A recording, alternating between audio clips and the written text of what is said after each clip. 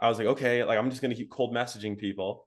And I just did that. And literally from 14 and a half to 16, when I did my first six figures, all of my clients came through Facebook cold messaging. I was working at an Apple Orchard, a movie theater, up Whoa. until 2020, right? So I was already making six figures. I was making more than my managers. And then I had a VA who I kept on a little longer, and we slowly just started offboarding clients and shifting. And so there was end of last year in October being like, frick, like I need to restart. All right, everyone. Welcome back to another video and interview here. I'm here with Josh Gavin, who ironically is like one of the first people I've ever found running an agency. And for those of you who are teenagers, he got started as a very young teenager. So some cool insights that we'll have from him there. Today, he's running a company called Ad Free Funnels. Really cool stuff that they're doing there, similar to some of the outreach that you may have seen, outreach strategies that you may have seen on my channel. I actually referenced him in one of my most popular videos about outreach, and that's how this interview came about. So anyway, Josh Gavin maybe needs no introduction, but I gave him one anyway. Thanks for being on here, man. Dude, super excited. I already know we're gonna have a great conversation because the one we had before we clicked record was awesome. So I'm fired up and I'm ready to dive into it. Sweet, man. Thanks so much. So let's hear a little background. How old were you when you started the whole online business thing, and how did you get started? Yeah. So originally how it started for me is I didn't want to take an ACT test. I don't want to sound like a classic cheesy entrepreneur who's like, yeah, I just didn't, college wasn't for me. It's like, no, I just didn't want to do school. Mm. I probably was pretty lazy. I had skills elsewhere. And so I went on to YouTube and I looked up how to make money, like many of us did. And first I got hit by all the drop shipping gurus out there. Mm. And I jumped into that first. So my first taste of internet marketing was launching a drop shipping brand, and then quickly realizing that I wouldn't make millions or even thousands of dollars without a bunch of upfront investment for ad spend. And so I quickly realized I had to pivot. Mm. So that led me into the world of SMMA. Shout out Iman Gadzi. And so by the age of 14 and a half, about, that's when I Wow. started my agency, and like actively pursued local businesses. 14 and a half, dude. I Yeah. love it. And I like, like I'm when, not, it's true. Like, what's funny is like, people like, are you saying it's like, nah, man, I've posted on Facebook like the day I started my agency all the way back to then. So we yeah. have the proof. And like, I had the videos of me in my parents' moldy basement, which you probably remember, with terrible Wi-Fi. Yeah, So dude. like, yeah, it's true. It's out there. It's funny, man, because you like the first time I found you, I guess you would have been, how old are you now? 21? I'm 20. So 20. yeah, Yeah. you probably, I was like, First time I found you, you would have been like 17, 16. mhm. And like even now, I'm like the world watched Josh Gavin grow up. Like Yeah. And my background change, it's funny, like back before I was like the old farmhouse basement, it was like mold, it was bad, and like the Wi-Fi would cut out, No, but dude, it was we charming. made That's it. what it was. We made it. Okay, so you start reaching out to local businesses. How did you get your first couple clients, and what were you selling them? Yeah, so first client I actually got through Fiverr. So it doesn't really count Mm. necessarily to being like direct outreach. I think they posted a gig, I reached out to them, and it was $300 a month. And I was managing his Facebook ad account. So we were like running some like engagement ads back then for him. He was an artist in Canada. And I remember he paid me off of Fiverr on PayPal, and that money was held for like the first 30 days. And so I was like so excited. And I was like, are you kidding me? I have to wait 30 days so I can like taste this money. So that was my first client. And that was great. Learned a lot, really cool. And that really led me on the rest of the journey of getting my next ones. But that was how I got my first client, was just through like Fiverr, and And reaching what out to was the them. service? I was pitching like ad management. So literally, I was like, "What do you want?" He's like, "I just want more likes and like reach," because back then businesses did not know anything. Yeah. That's what they cared about. So I was like, "Cool, let's do that." Set up a campaign and launched it, and yeah, so And it you was very. made how much off that first guy? That was $300. So one Nice. month. It was 1 month. Crazy stuff happened. Found it. I saw he was having an affair in his DMs on Facebook. He Oh realized I wow. could see that and got embarrassed and canceled me out. So yeah, it was a crazy story for me. I was so young. I'm like, what is this? So Oh great. man, look at that. Shout out So that guy. then Did you keep doing like Upwork, Fiverr jobs, or did you start direct outreach after that? Yeah, so I realized I was like, I didn't like how I was competing with everyone else on the platform, and I really wanted to just compete against myself and be in my own space. Mm, And so back then, the Ty Lopez's and the Iman Gadzis and all their little spawnlings were teaching us to cold call. That was mm. like the method. Like that was a cool thing. Like even now, I mean, it was the buzzword. You go on YouTube, type in cold calling, all the SMMA gurus. It's like a keyword, Yeah. right? Yeah. And so that was the thing. But right? I'll start my agency at 14 and a half. I didn't have a phone. My parents were like, if you want a phone, you have to pay for it. Mm, My voice was super high and squeaky. I mean, I was 14 years old, right? yeah. I sounded probably younger than 14. Yeah. And I was extremely nervous, no results, no confidence. So, like, what type of 14-year-old in that kind of situation could cold call a business, book a meeting and then actually show up in person? Because that's what people were doing back then. Like, Mm, I couldn't do that. I was in like rural Minnesota. There weren't local businesses I could go to. Like, that was my situation. yeah. But I was so sold on this idea of having an agency, and I was so hyped up in the beginning stages and like being like, I'm gonna be like Iman Gadzhi and whatever. I'm gonna get watches, and I was like, I'm gonna do this. So like back then, that was the motivation. It's definitely changed. But and I was like, okay, I still need to get clients. And so what I realized, like, okay, how can I hide from these businesses? I'm 14 years old without lying to them and still get them to pay me. Like that was the question I had. And so I started looking for other sources to reach out and get in contact with these companies because I was like, okay, I just need to be able to have a conversation with them. Like there's currency in conversations. Mm, The currency is in the conversations. How can I have a conversation with them? If it can't be over the phone, what else can I do? So for me, I was like, well, I don't want to do email because I don't know how to like set up all the stuff so I don't get blocked. And so I just went on Facebook and I started reaching out to business pages back then, mm, and people in groups. So I know you know me because I talked a lot about organic on Facebook, but it's actually crazy because like my next client after that $300 one came from somebody I reached out to on Facebook.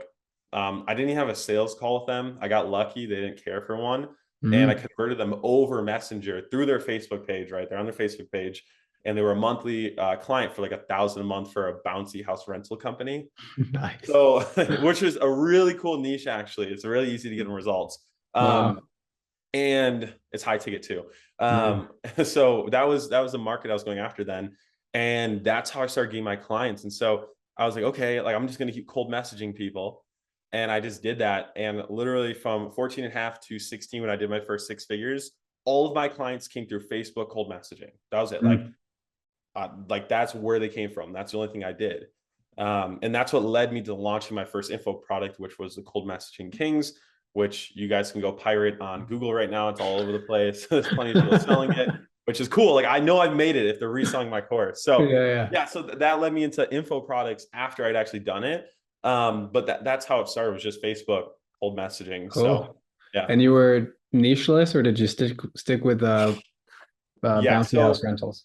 very niche list, but I was going after like every new agency owner who gets excited, like I want to go after realtors because it's high ticket and like everyone just says it. So I was like, I'm going after realtors. And then the bouncy house was just like a random, I just reached out to them and got them. And so I went after like bouncy house is mainly like bouncy house companies or party Wow. rental companies for the like majority of the clients I had. So Cool. great niche, high ticket. It's usually in demand. Birthdays are happening a ton, and Yeah.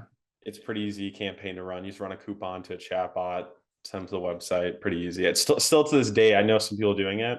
Works just the same. Wow, that's great. And so you ran like you said, I think your first six-figure year was like 2016, you said? Yeah, so I would have just turned 16 a little after. And I'm 20 now, and I will be 21 in March. So I have the exact date somewhere in my Stripe account. Hmm. But I know I was like just turned 16 a little after that. So Cool. Cool. mhm. Um, and you were running Facebook ads for them, right? That was the service. Yeah, it was Facebook Facebook, sorry. ads to a You just chat said bot, that. and that's another thing I want to talk about too. And we'll talk about and a lot of people are probably wondering how I did it or my secret, but a big thing was like timing. So Mm, back then too, a lot of people were teaching you run an ad to like a just a lead form. yeah. And back then they didn't have Go high level for automation. So you literally could just run ads to lead form. Here's your spreadsheet, and clients were happy. Yeah. Like those were the days. It was easy. Yeah. So The I was golden like, you know age. what? Yeah, it was easy, right? They didn't know any different. Yeah. Um, but I was like, you know what? I'm gonna do chatbots because ManyChat just came out. And I had the angle, it's like the automated booking system, automated follow-up, whatever. So I just did ads to a chatbot. And then I started an agency called Genius Bots with a Z.com. And then I sold chatbots on a retainer or just like one-off. So Mm. that was another big thing that helped me get to six figures was I was selling like a service that no one really was doing. So Yeah. you can call that luck. I call it timing. And I think it's like a little bit of both. Yeah, it's just unique. Like marketing is about different. And that was the same thing when my agency is almost exclusively chatbots as well. And like Nice. when we came out and we're like, landing pages suck, lead forms suck. And like they're like, yeah, you're right, they do suck. And like Yeah. just by nature of being Yeah. different than everybody else, it's easier to get the clients on board. Yeah. It's literally timing. Like a lot of times people think it's like their guarantee. They think it's their past experience. It's like, no, like back, I had none of that when I started. None of that. All I did Mm, was I just timed it right. How did I get yeah. clients? Well, I didn't cold call, I cold message. And of course that's transition. But Yeah. I always preach, I'm like, it kind of comes down to timing the market right in both how you're acquiring clients and how you're getting them results. Yeah. Very cool. Um, so you have your first six-figure year, you're like, I'm selling an info product now. At this Yeah. point, are you still running the agency or are you just doing the cold messaging kings? Yeah, so I ran an agency. That was like my big thing back then. I was like, I'm still running an agency. Mm, And I did it. And back then, like the info product, it wasn't really even like a company. It was literally you get a Google Sheet, two-page Google Sheet, and an hour-long call with me for $497. mm, And then you get put into a messenger group chat. That was it. And yeah. these days that would not sell. Like I mean, maybe I've had some people I don't know. If it was you, I think it'd sell. could now because I've experienced, but like to a Yeah. kid who's like, in a basement, no. But the thing is, like, I don't know the exact numbers and how much I made. And when I say my numbers, like agency, I separate it from info product too. Mm, I don't know the exact numbers, but I know we had zero refunds. Everyone was happy. And so that was great. So I was doing that on the side, but I was mm, still running an agency so that I can continue to cold message and then teach my students. nice, So nice. I ran a local lead gen agency until I was about 18 years old. And like it was right before, that would have been like 2020. But I remember Mm, it was like COVID had just started and I switched over to info product, like funnels for info product people. So I only worked with two Comma Club members. mm, And it was like perfect timing because all the local businesses were like shutting down. And mm, then all the info product people were like pushing. And so again, I just timed it. And again, that was honestly luck, but mm. it was timing. And so we jumped Yeah, right into that. So it was a funnel agency. And so we transitioned to that instead of local lead gen. cool. And just backtracking just a bit, Yeah. so from 14 to 18, like, did you have contractors running the ads at any point? Did you have full-time employees? No, I did. It was all me. There was Okay. first time I built a team was 2020. And then until 2021, I had like actually had like contractors under me. But up Mm, until that point, I was very stubborn and just did it myself, which I think was fine for me then. Kept a lot yeah. more money, but it was all me. Yeah. At your age, that's like, Yeah, it's like I yeah. didn't want to. It didn't make sense. And I mean, management. I know I have leadership qualities, but in the setting of business, I still am working on that, and even had to last year with the Mhm. team I had because I had a team of six, or I had a media buyer, a client success manager, a closer, two setters, and a VA. Mm, And when we were doing done for you appointments for agencies. And like I shout them out because they went through a ton work having me as their boss. I feel like I did an okay job. I didn't do like a great job. mm. And I learned a lot. And so we pivoted from that. And I was like, I need to work on my leadership more. It's not fair to them. It's not fair for me. And so yeah, I'm that's still something I'm working on. And I'm glad I didn't do it at a younger age. It would have been a lot worse. Yeah. It's it's like for anybody that's done the transition, you realize that like the hard skill of like making a many chat bot or like running a Facebook ad, completely different from leading a team. Like Yes. could not be any more different. And the team like soft skills of leadership and like team building are Mhm. they're so highly compensated because they're so difficult to develop. Exactly. Yeah. Exactly. So your what's your schedule look like from that 14 to 18? Yeah. You're homeschooled, right? If I Yeah, remember. so I was homeschooled. I stopped doing my home or my schoolwork. It would have been 17 years old. Like I think I did like half a semester at 17. I would have been a junior at that point. And so Hmm. my junior year, I did like one semester. And it was funny because there's like when you're homeschooled, you can go to a co-op where it's like other homeschoolers. Mm. It's like school twice a week.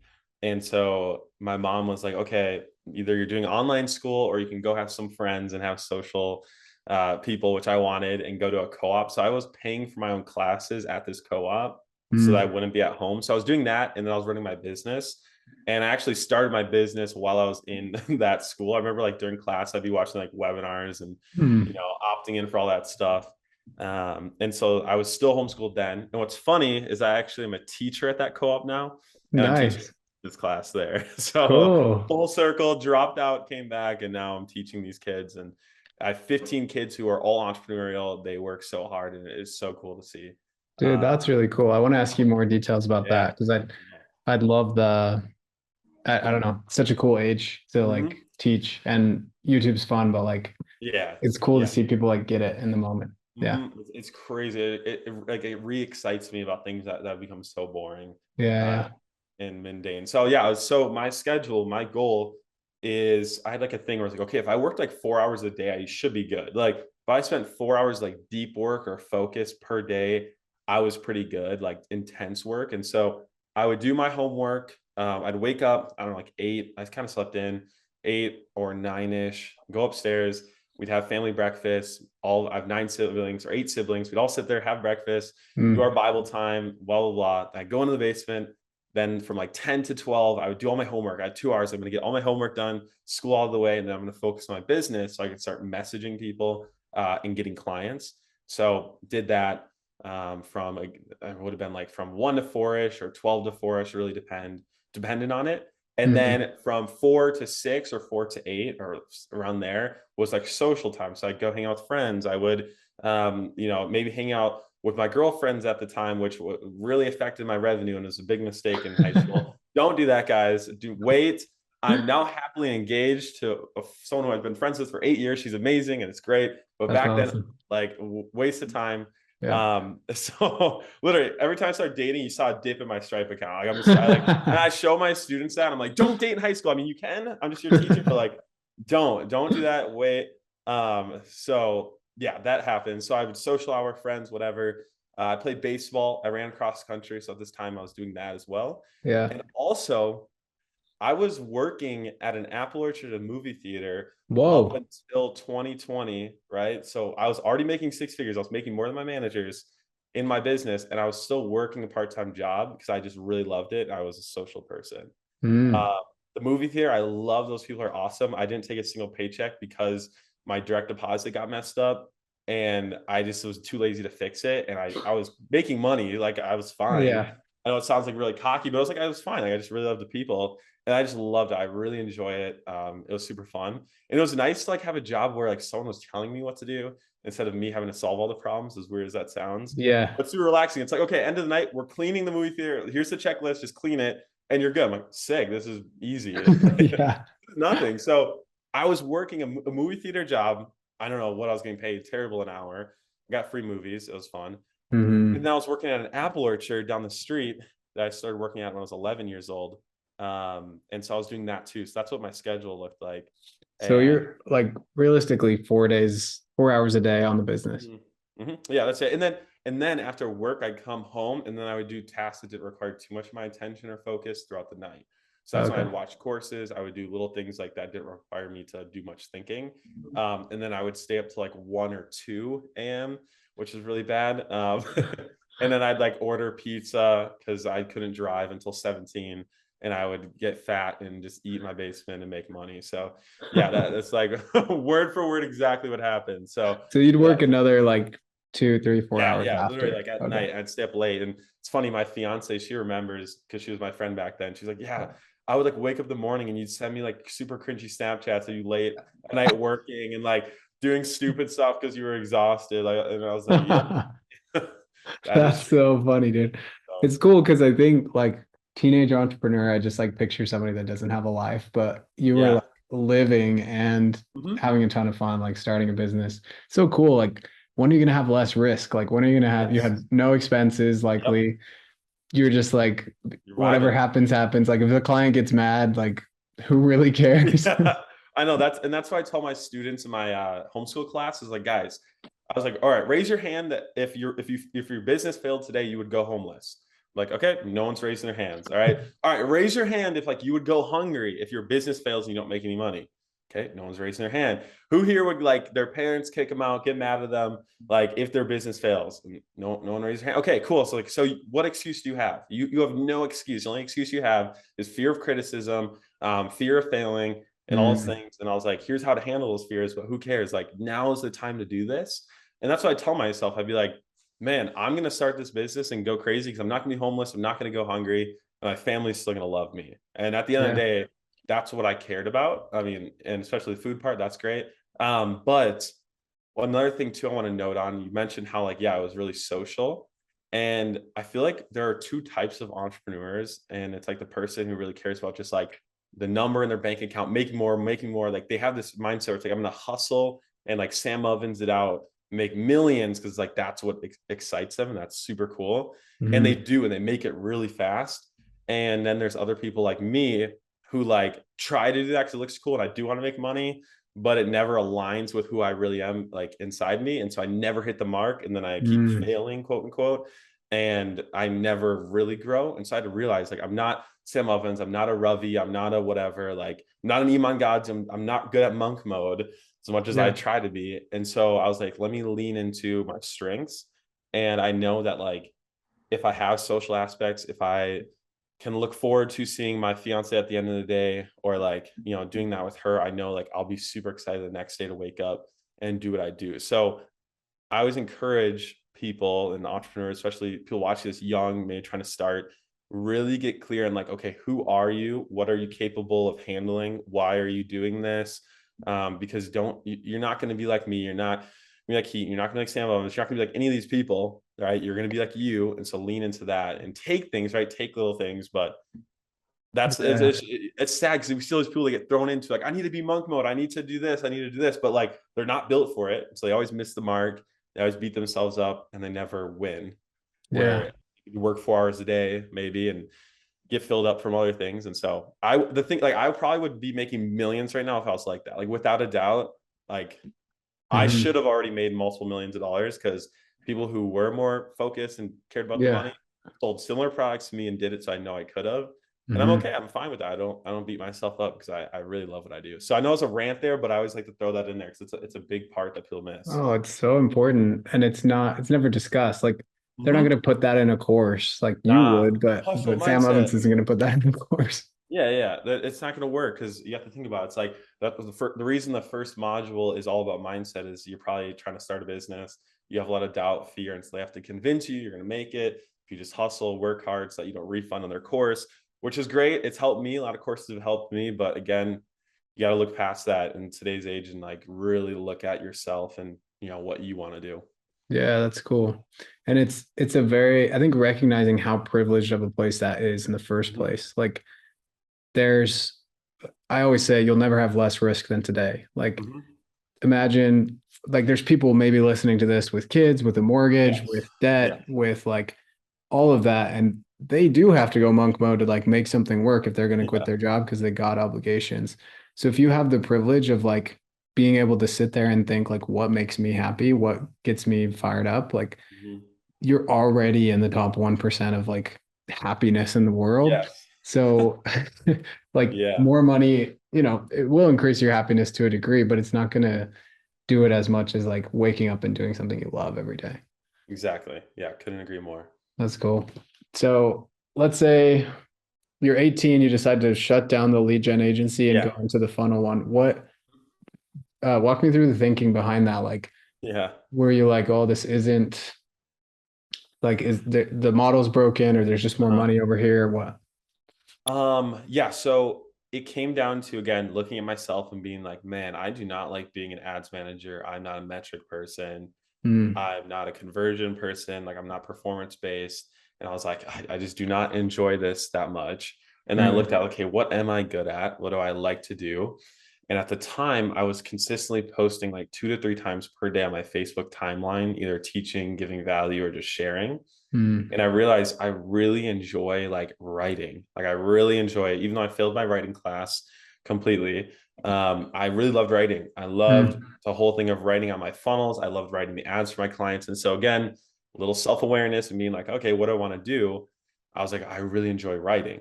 And at the time, I also like I'd just done, six figures at 16. That's crazy. And I continue to stay around like, 150 to 200, maybe leading up to being 18. So that's Mm. pretty good. And I mean, I didn't have to go to college, so my motivation of not taking ACT test was gone. Mm. Well, like I made okay money. I was inspired to make millions. So I was also like in that place of like, okay, I really am starting to stall here and I have to turn it around. And so that's when I was like, okay, I really love writing. Can I be a copywriter? And so I don't know how I thought of being a copywriter. I know people have done it. I don't know the whole progression of that, but I was like, let me just write copy. And so I decided, okay, I'm going to start a copywriting agency, even though it's me right now. And then maybe I'll move into something else in the future. And the way I got my first gig was pretty crazy. And had that first client has helped me in more ways than I can imagine in like my Mm. whole journey. And that client was actually Dan Henry, if you know him. Wow. Yeah. Yeah. So I mean, and when I say client, meaning like I started writing for him for free.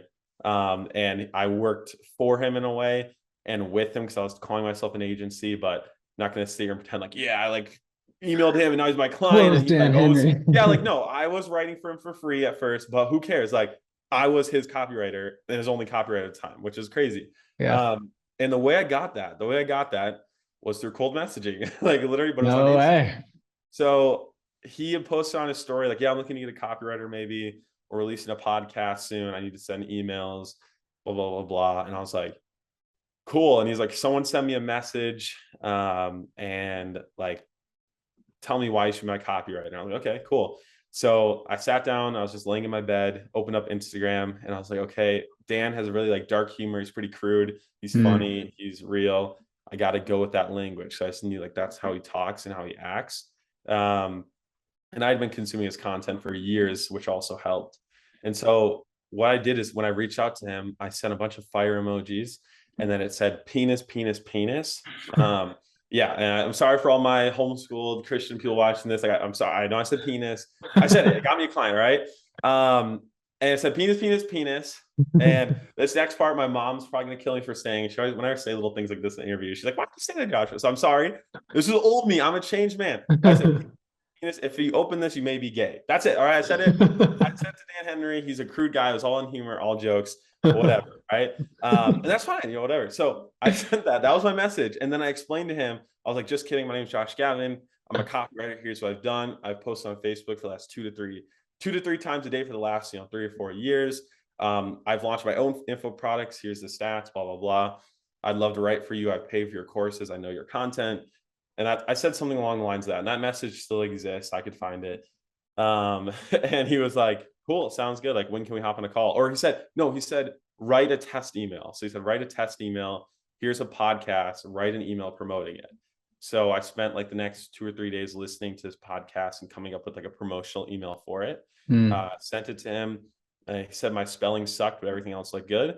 And I started writing his podcast emails. I did a webinar sequence as well for him, which is cool.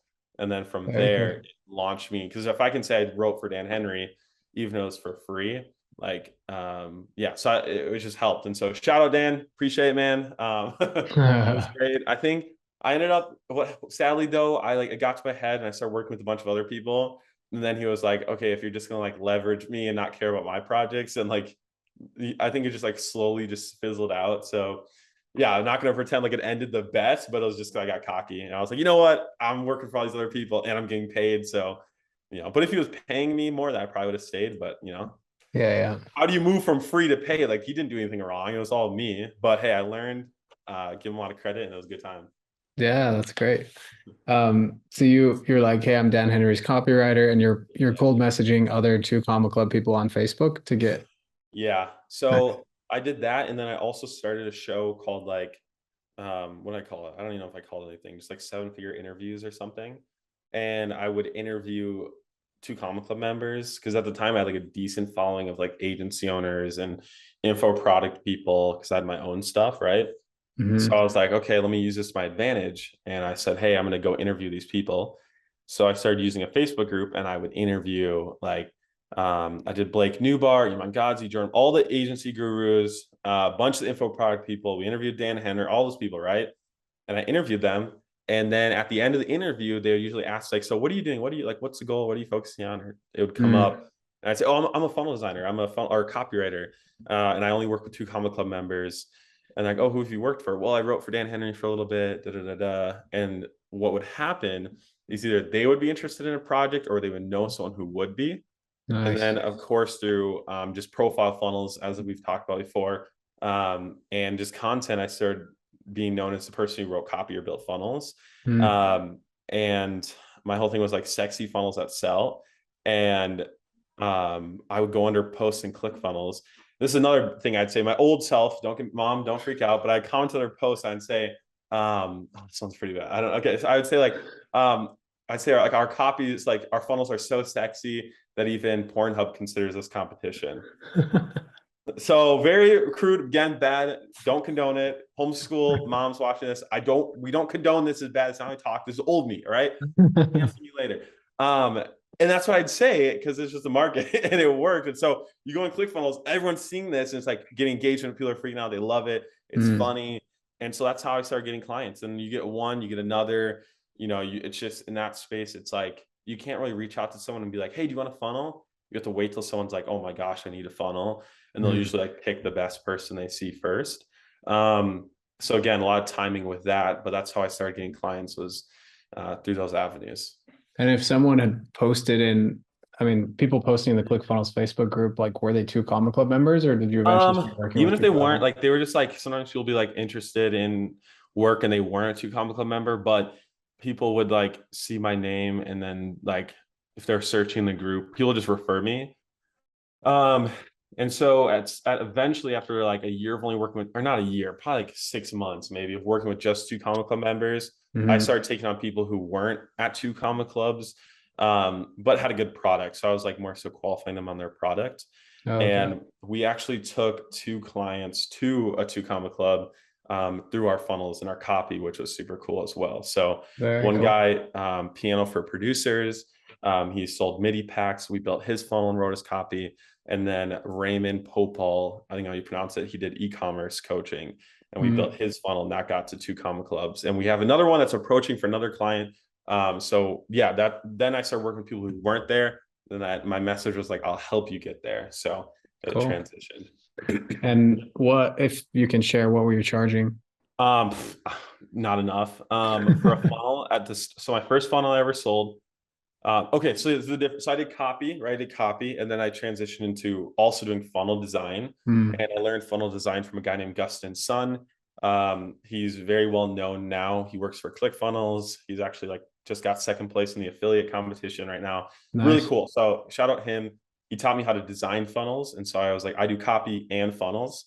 And so the first funnel I sold was to someone who wasn't in the 2 Comma Club, and that was actually the first funnel that hit $1 million, like that I ever built. Nice. And I sold it for $1,500, no equity, nothing.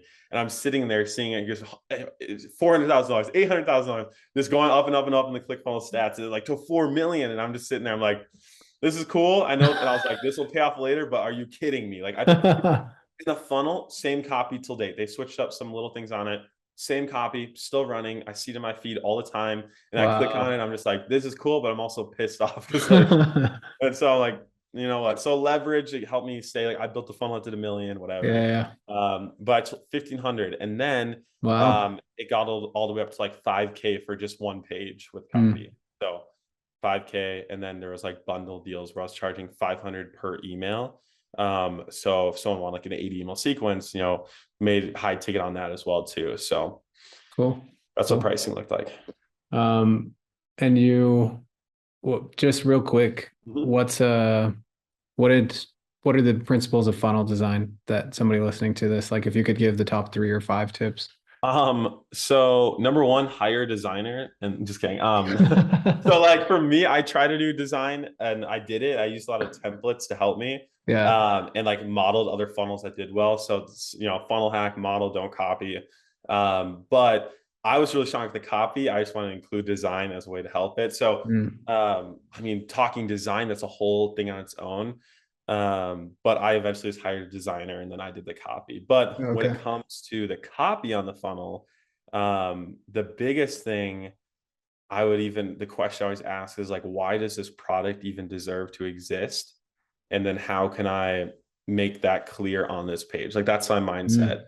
A lot of That's really good. times, a lot of times people come in and they lot the when I'm working with these people who have their product I'm trying to help sell, they of course think their product's the best in the world. They are not their worst critic. They are like, I have the best product in the world. I have the best testimonials. I have the most videos in this course. I have the most experience. And they think that's why someone's going to buy. Right. And so on the call, they think that they're like, yeah, just slap some testimonials on there, state my guarantee, my Alex Ramosi guarantee, and we'll be fine. I'm like, nah, like that, no one's gonna care. No one's gonna care to buy this. And so we sit down, I'm like, why does this product deserve to exist? Like, what makes it different? And as cheesy as that sounds, like, what makes this different? Is it timed well in the marketplace? Meaning, like, imagine if I launched a cold calling course right now in a market where we're using all these other avenues to get clients. Like, chances are it probably wouldn't do as well, but it could if maybe I timed it and said like, hey guys, 5 years ago, cold calling was working amazing. And then people started getting lazy, hung up on it, and they moved to cold email, cold messaging. And they started doing that. But here's the thing. Well, everyone else left cold calling. What does that mean? Well, more opportunities for people like you to get back into it. And Mm. then so like that's how I would reframe it. So what am I doing there? Timing. I'm timing it. I'm timing the marketplace well. And so next thing would be timing the messaging right, and not just like talking about what's included in your guarantee and your experience and some like rags to riches story. Like who cares about that right now? So that's what I'd say is like, okay, why does this product deserve to exist? How can I time it well in the marketplace? And then, I mean, offer wise, include stuff that would like solve a client's like future problem. Like, I'm trying to think of a good example for this, but for like solar, we did a funnel for like a solar agency for all the agency owners out there.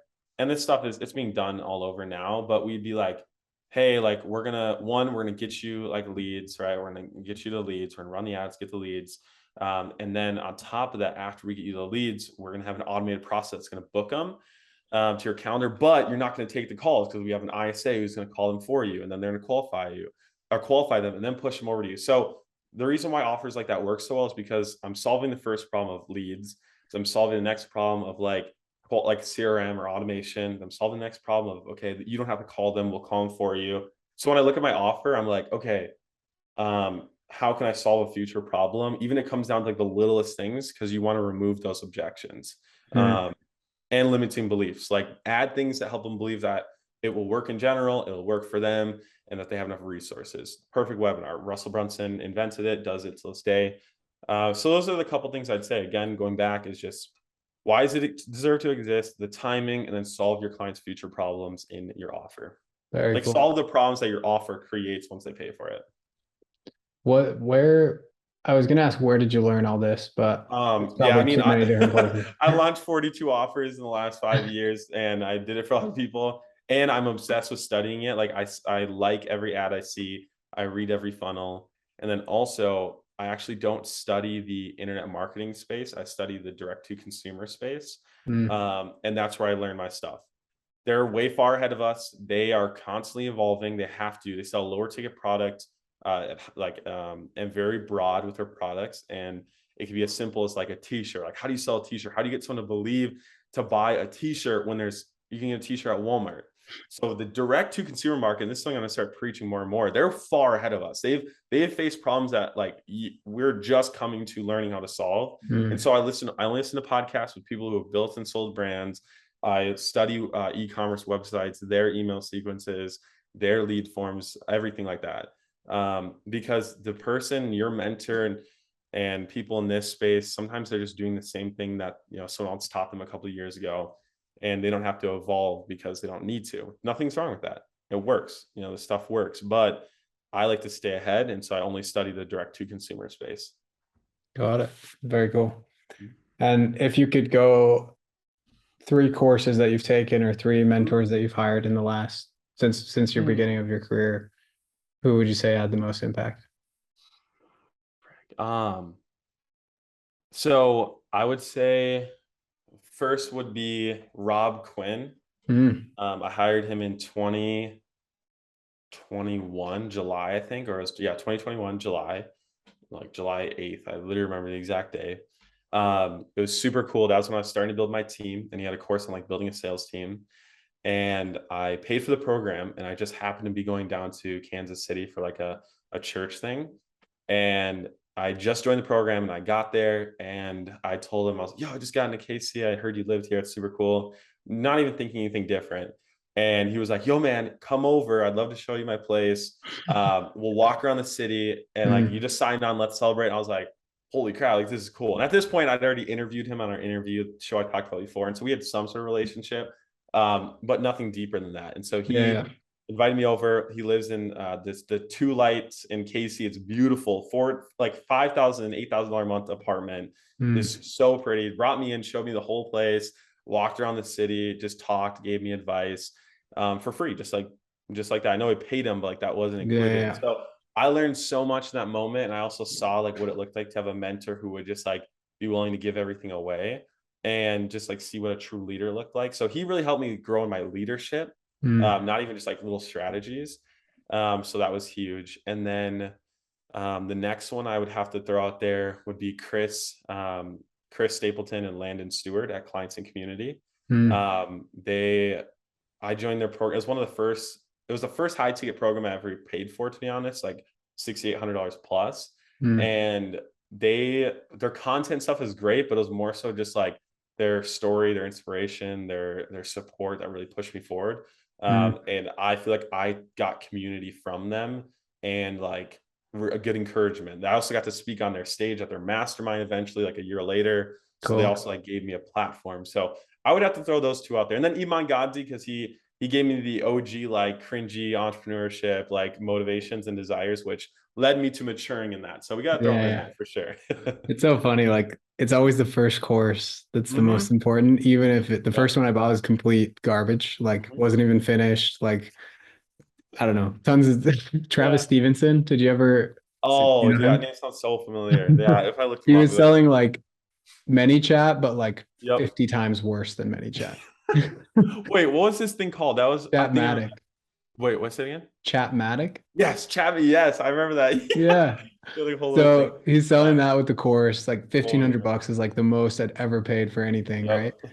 It felt like this huge leap. And like I log into the course and there's literally two videos. You're like, bro. I was like, Yeah, and back then, everything like, else was coming soon. And then I like visited the next week and it was still coming soon. I was like, oh man, I think I okay. might have wasted some money here. But it That's the was thing. the most important money I ever spent. Yeah, Yeah. it got you started, and here you are Yeah. today. So yeah, I would say those are the people for sure. Yeah. Cool. That's good to hear. It's good to hear.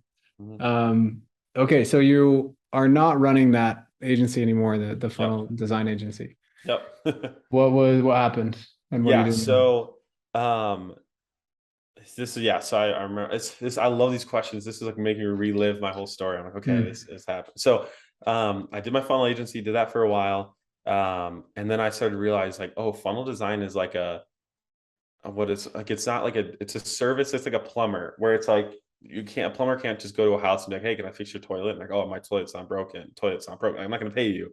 Whereas Mhm. like with a plumber, if their toilet's broken, like they're clicking on that first AdWord, they're like calling that plumber up. They are out there as soon as possible. So that's funnel design. That's funnel. That's copy. That's things like that. Where like lead gen, though, it's like we always need more leads. Every market gets to a point where the problem is not enough leads. Every single Mm. anything, the whole issue comes down to I don't have enough leads or attention. So that's why, as an agency owner, it's easier to sell that. And so I was sitting there, I was like, okay, I've built funnels, we've helped people make a lot of money, but like I'm still, project flow is weak. Like it would be one or two deals a month, which yeah, you'd be making like 10K, but like scaling that kind of offer is very hard. And then it's like, Yeah. it's tricky. And so I was like, crap, how can I get more recurring and like consistent income into it? And then I looked and I was like, oh, I still have my agency community, because I was still like teaching my agency community what I'd been doing. Had a Mm. big group of like at the time 3,600 people maybe, and like a decent following on Facebook. And I was like, okay, I was like, I could sell, like, how can I bring what I've done to like this marketplace? And knowing like, yeah, I'd be able to make money, not easy money, but like I would be able to, it'd be a lot easier than starting brand new. Mm. and going after a local business. And I experienced building funnels and stuff. So I got the idea right before, I forgot the exact date. Okay, so I still I started my funnel agency 2020, like start of COVID, like right before, like January, like literally to start, I think is when that happened. And then we're finishing up the year and I was getting to 2021. And from that point, I was starting to think that like, oh, I need to get a new service in here. So start of 2021, I launched a done for you appointments for agencies. Mm. And there was like, I think Joel Kaplan was the only other person doing it for people. And so like the idea of like someone doing done for you appointments was like known to the marketplace, which Mm. was good. Again, that's why I timed it that way, because I could, instead of coming out fresh and being like, hey, we'll book you done for your appointments, and people being like, how, why, like, how does this work? I was like, here, I came out to like, okay, I've seen this type of offer. And then they were like, what makes you different?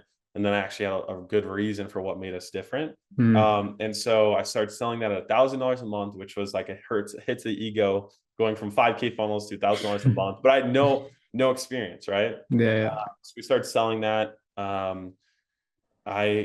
We got a couple clients in, and then I had my friend, Nicholas Goldberg.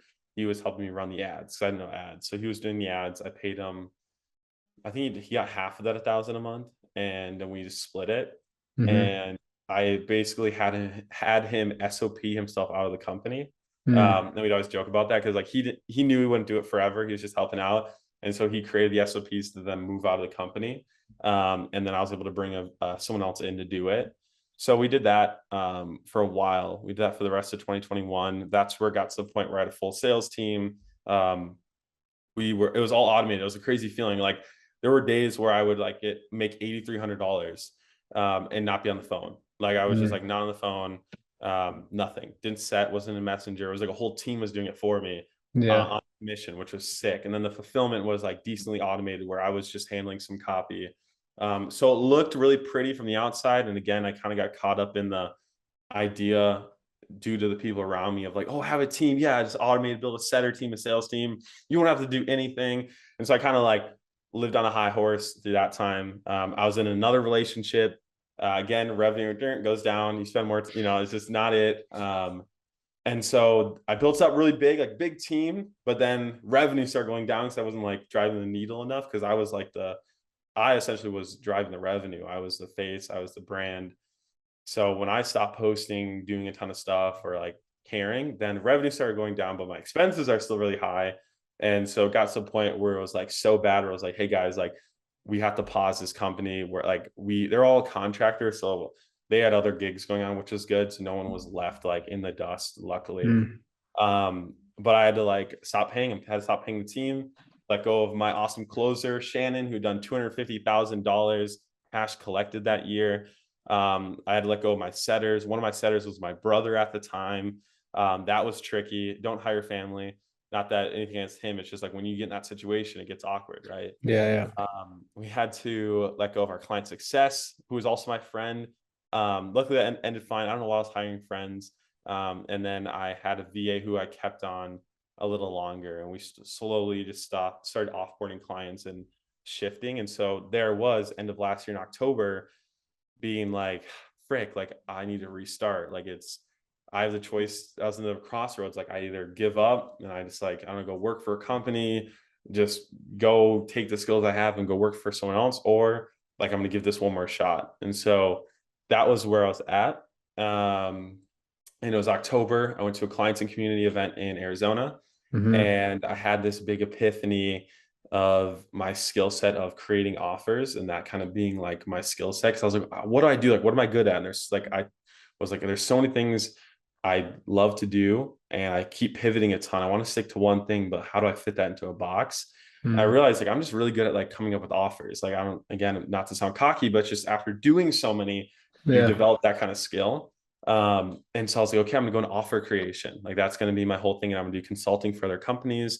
I'm gonna come up with like an info product on the front end to help people. And so that was kind of like my Hail Mary, which got me out of the slump and back into the whole grind of it all. And that's kind of where I've gotten to now again. And there have been ups and downs since that October till now, but I feel like I'm definitely a lot more secure and handle a lot of those mindset issues I had. to then like humble myself and get clear on what I want to do, and then get out of like the fear and into just like the faith of like, okay, looking back on this story, if I've done it then, I can do it now. And that's why this is Mm, really cool, these questions. I haven't like really even like walked through the whole process in my mind in a while. So yeah, now we're here. And like it was crazy to think like I went through all that. And again, at the time, I went through 2 different breakups.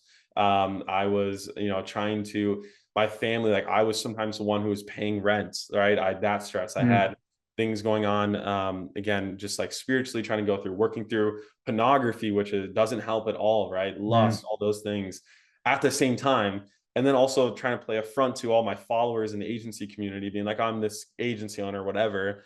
And behind the scenes, everything's crumbling. So it's like crazy that that's what I went through. But here we are today. And even, man, it was last month or start this month, I made a post on my timeline, and I again recently had gotten to the point where I was debating just like going into like a corporate job, because I was feeling like, man, revenue's going like this. I'm getting married next year. I don't want to do that to my fiance, my wife. Like, I just don't want to risk that. And I was even telling her, I was like, hey, like I might go into this, and just like talking to her. And she's like, yeah, like she wasn't saying like do it yes or no, but she was kind of like, interesting. Like that's not like the Josh I know. mm, And then I was watching, I know it's a long rant here, but I was watching the presentation Russell did at Funnel Hacker live, and he was talking about the book Outwitting the Devil, and he talked mm, about the difference between someone who's a drifter and someone who's driven, right? And mm. the devil tries to get us to drift and not go anywhere in life by giving us fear of criticism, fear of failure, feel of ill health, all those things, right? And then the person who's driven doesn't lean into that fear, and he keeps pushing on. He stays focused on one outcome, one goal, and no matter what, he gets there. And it was a question of like, are you driven? Or are you drifting? And I looked at my life and I was like, man, like I could try to blame all these other things and the market and the situation, but at the end of the day, I was drifting. I wasn't focused on one goal. I wasn't set on one thing. I let fear get the best of me, and I made the decision where I was like, no, we're not doing this. Like I don't know how this is gonna work. I'm doing one more hurrah. We're gonna get back in this. I took out a business loan, and I was like, we got one more hurrah. Let's launch another offer. Let's get back into this. And threw another Hail Mary, and we are here today. We're good. We have our new company that is launched that I'm excited about. And I did it again. We made it on the hole again. And the whole goal is like not to like get good at getting out of holes. It's to be good at like staying out of them Mm, forever and never getting into them. And so yeah. that's the whole goal right now. And it's funny because like subconsciously, I feel those fears come back. Like as soon as I launch an offer, I get those doubts like, oh no, this is going to work. I'm going to have to change it up. I need to switch it up. But I'm like, no, that's fear based on past circumstances. I'm sticking to this one thing. I don't care what happens. Like we're going after it. And it's been great, and it's hard and it's like tricky, building back up again, but Yeah. we're doing it. So that's what that whole transition looked like. Wow. Dude, I appreciate the honesty. I think it's really important for people to see what it's really like. Mhm. Yeah. Yeah, and it's hard too because a lot of people, they do have to hide behind their brand. Even I did that. Like I'm admitting like I had to do that, but it doesn't. It's just it's hard. Like it's hard for me to even achieve my goals if I'm doing that. Although it could help me make more money, it could only hurt. So Yeah. uh, yeah, this is the real life. Like this is what and I'm sure you've dealt with the same issues. You've dealt with things similar in your business. Like we can't all sit here and pretend like it's perfect. And so I hope that people can be more real, as cheesy as it sounds, but it's just the Yeah. Yeah. So tell me, looking back, like, was transitioning to something else besides the local lead gen agency the right move? For me, yes. Well, actually, I would say, would I do it again? Maybe, because what I've been able to do for other people, and like being able to build $1 million offers, and speak on stages and have Yeah. students, and like, we have a student in one of our info products who gave us like he paid his last like $400, which I would never advise. If I would have known that, I wouldn't have let him pay for it. Yeah. He was last $400, joined the program, closed a couple clients, and was able to marry his fiance that year. And I was Mm. invited to the wedding. I didn't have a passport, so I couldn't go. I was in Canada. But like it was so like I love that I was able to do that. But I'm also like, man, I should have just kept my head down. I should have scaled that one offer to my first million and Hmm. just stuck it out, especially in that day and age where like there wasn't all that competition. Like that was a prime time of agency. I got in at like the best time. I could have taken over a niche like Hmm. easy, right? Which would have allowed me to do other things. So going back, man, I mean, sure, if I didn't know that could have achieved all these other things, I probably would have stuck to it and said, keep going, stick on that one thing Got until it. it, Stick at the funnel yeah, design agency. yeah, literally. Yeah. I would have, because I mean, my agency didn't fail. I fired my clients. So anytime I pivoted my companies, it's not because the company failed. It's because I like Yeah. let go of clients because I didn't want to do it anymore. Like that's so stupid. Like I'm Yeah. literally like, no, I remember I did an offer. We did like, um, we were doing done for your appointments. I made like 12K, $12,300 in like one day. And I was doing done for your appointments. I was 3 clients with like, or I was like, yeah, whatever. And so we did that. And then I was like, a couple weeks later, I was like, man, I just don't really enjoy doing this. I want to switch it up. And I refunded all of them and moved on to something else. Like, how stupid is that? But in my mind, I'm like, this would be better. Like, it's stupid. My friends would like be like, what are you doing? So yeah, I would have stuck to one thing and just kept going. Cool. Yeah, it's good to hear. Like, I think from an outsider perspective, like Josh and I are like this is the first time we've ever spoken Yeah. together on a Zoom call, but like I've watched him, and it's easy to look at you and be like, oh, all of these were like deliberate moves that were like he's doing the right thing, like he knows what he's doing. And to hear your side where it's just like, well, I didn't want to do it anymore. Yeah. Stupid. Luckily you're, 19, 20 at the time. So it doesn't, Exactly. I think it's so cool because all of the failures and all of the, decisions you've made that maybe you would look back and be like, that probably wasn't the right decision. Like you've just made them earlier. And like that's the mindset. This is the fear of failure you're talking about that like if we get over, we're good. Like Yeah. if everybody could make as many mistakes as you had by your age, Mhm. in business, like we'd have a bunch of business savants like walking the earth, because that's all Yeah, we for need to real. grow is Yeah. failure. Yeah. And now it's getting to the place where I'm at the age where it's like, okay, I mean, and another goal I had throughout running my business as I got older was I wanted to get married young. Like I knew I wanted to share my life with somebody. I want to get Mm, married at 21. My friends would be like, you're crazy. That's wishful thinking. And I would sit there like, no, I'm getting married at 21. I don't know to who. It's gonna be the right person and whatever. And I went through other relationships and I quickly found, okay, they aren't the right ones, whatever. But I stayed focused to who I was, what I was doing. Um, and now it's like as of what like last year I looked at my best friend's eyes, realized, oh my gosh, I love this girl, and here we are now engaged and now I'm getting married. And so there is more pressure, and so I'm thankful I went through all these problems back then because now I'm in the mm, place where it's like, okay, one, I know how to solve problems, but I'm like, okay, I got to take this serious. Like it's not just me supporting my own things anymore. It's like I have somebody who is looking at me and saying like, I trust you to be my husband, which is yeah. more than just like a relationship. That's like that's finances, that's emotionally, that's spiritually, and Mm, that's a freaky thing. And it's easy for me to sometimes push it off and be like, don't think about too much. But I like thinking about it too because it really forces me to be like, oh my gosh, like this, I have to take this serious. I have to think long term. I can't be like being yeah. stupid.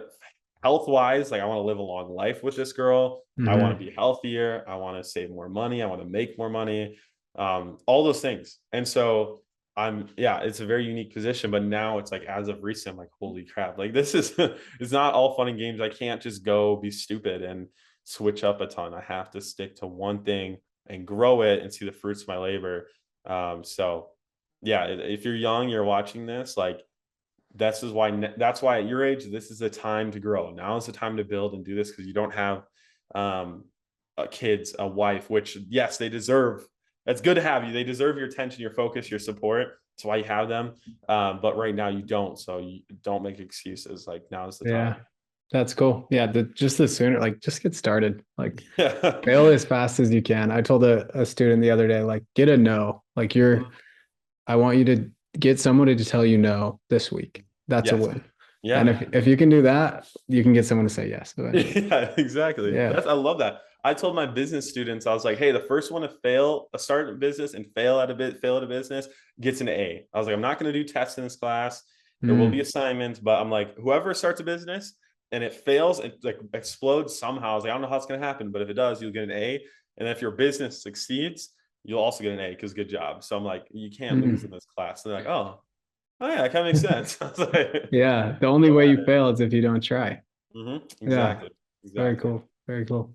So, talk to me about like at, 14, 15, 16-year-old, like, did you have any like personal finance wherewithal throughout this period? And like, have you stacked cash, or has it been just like Oh, nope, spend it? literally, it's gone. I'm just serious. Like, is there none at all? I didn't even know how taxes work until like after I make six figures. I was like, what is tax? Like, what do they tax? Like, what does that count? Like when I buy stuff, or literally no idea. Did not save, had no, I mean, and also it's like I came from a family where like my parents didn't really either, and not to blame Mm, them, but like it's at that point I then have to make the choice to do it myself. And yeah. even now, it's like just now recently I hired, I mean, as of like start of this year, I hired a really good bookkeeper, a really good fractional CFO. I'm paying myself, so I have to stick to a strict, budget.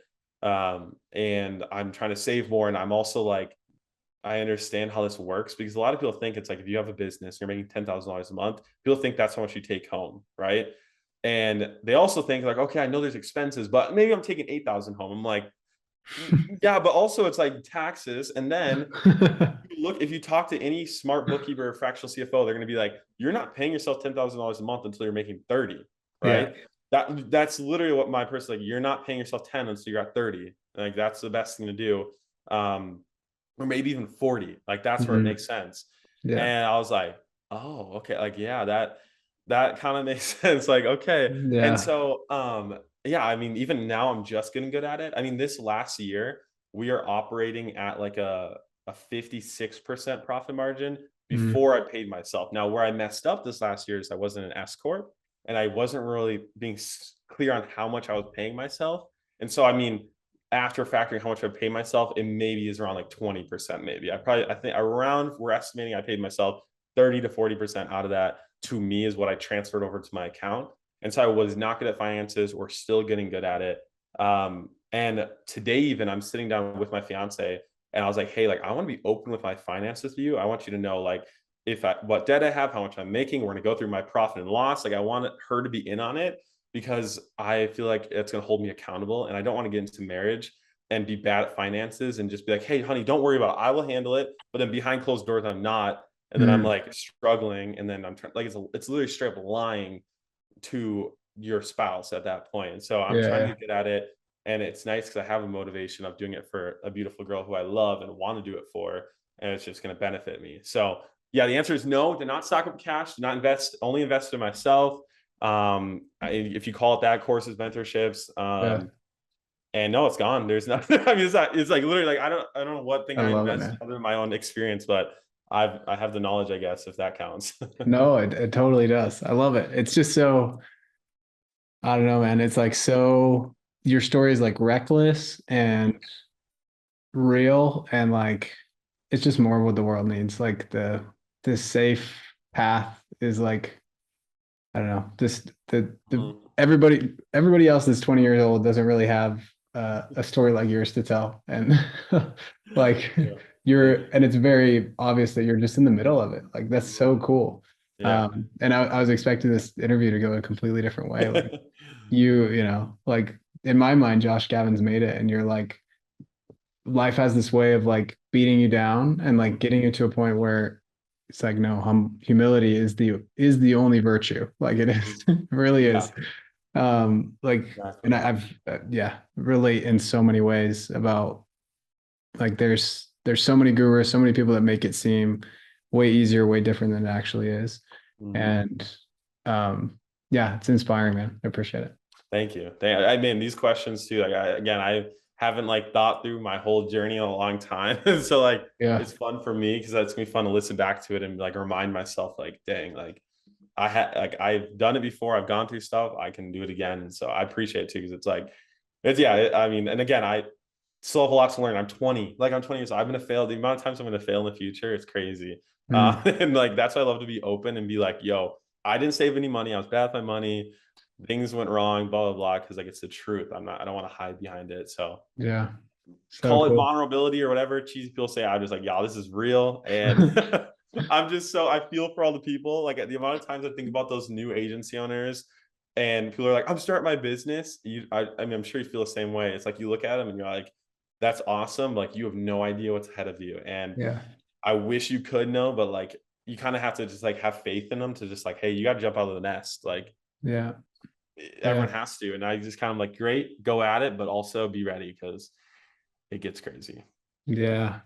Love it, man. So let's see, if you could go back to your 14 and a half year old self, we'll close with this question. What would you tell him? Um,